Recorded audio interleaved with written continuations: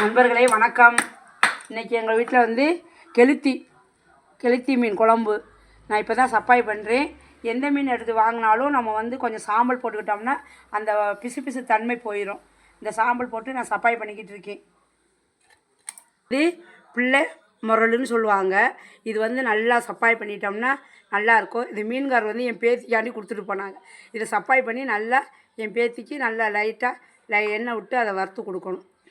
இந்த பாருங்கள், உயிர் கெளுத்தி நல்லா அப்படியே ரத்தமாக இருக்குது. ஃப்ரெஷ்ஷாக இருந்துச்சு. அதனால தான் நாங்கள் இன்றைக்கி வாங்கினோம். அலசி நல்லா உப்பு போட்டு அலசிட்டு குழம்பு வைக்கிறப்ப காமிக்கிறேன் நண்பர்களே. இங்கே பாருங்கள், மண் சட்டியில் போட்டு உப்பு போட்டு இப்படி நல்லா சொல்ல கிண்ணு நல்லா கிளறணும். கிளறிட்டோம்னா அந்த நம்மளுடைய அந்த இதில் இருக்க கஷ்டங்கள்லாம் போயிடும். மண் சட்டியில் தான் எப்போவுமே மீன் அலசணும். நண்பர்களே, இந்த பாருங்கள், கல் உப்பு போட்டு வச்சிடணும்.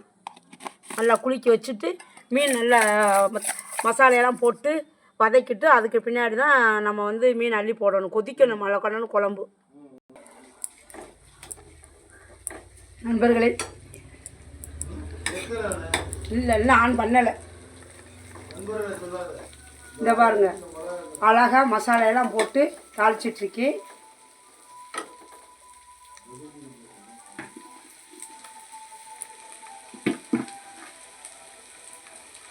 தேவையான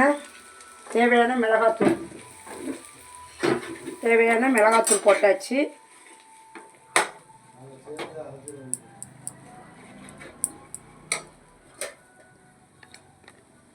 தேவையான கரைச்சி வச்ச புளிக்கரைசல் விட்டாச்சு.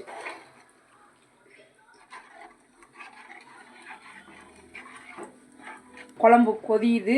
மசாலா வேகிற வரையும் நல்லா கொதிச்சிருச்சு. இப்போ பாருங்கள், மீன் அள்ளி.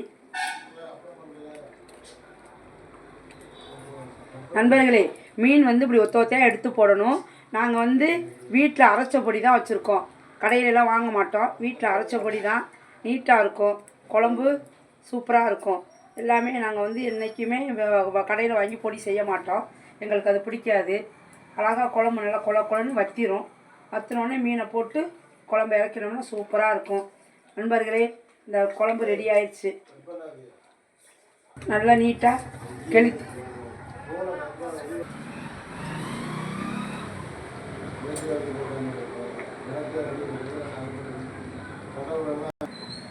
நண்பர்களே, எங்கள் வீட்டில் இன்றைக்கி மீன் குழம்பு எப்படி நல்லா கொதிச்சுக்கிட்டு இருக்கு பாருங்கள்.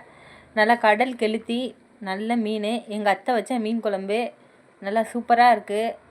டேஸ்ட் பண்ணி பார்த்தோம், நல்லா இருக்குது. நல்லா கொதிக்குது, செம்மையாக இருக்குது.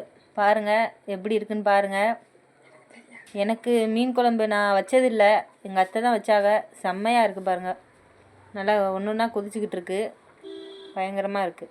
நாங்கள் வந்து டவுனில் இருந்தோம். இந்த மாதிரி வந்து கெளுத்தி மீன் இதெல்லாம் வாங்கி நாங்கள் வந்து சமைச்சது கிடையாது. நான் வந்து இப்போ மேரேஜ்மெண்ட் வந்து தான் இந்த மாதிரி மீன்லாம் வாங்கி நான் இப்போ தான் இந்த மீனே நான் பார்க்குறேன். செம்மையாக நல்லா இருக்குது பாருங்கள். நல்லா கொத்தமல்லி கருவேப்பிலையெல்லாம் போட்டு நல்லா கொதிக்குது. நல்லா இருக்குது பாருங்கள் நண்பர்களே, பாருங்கள். அப்புறம் நல்லா சாப்பிட வீட்டுக்கு வாங்க. நண்பர்களே, என் மருமக டவுன்லேருந்து வந்துருந்துச்சு.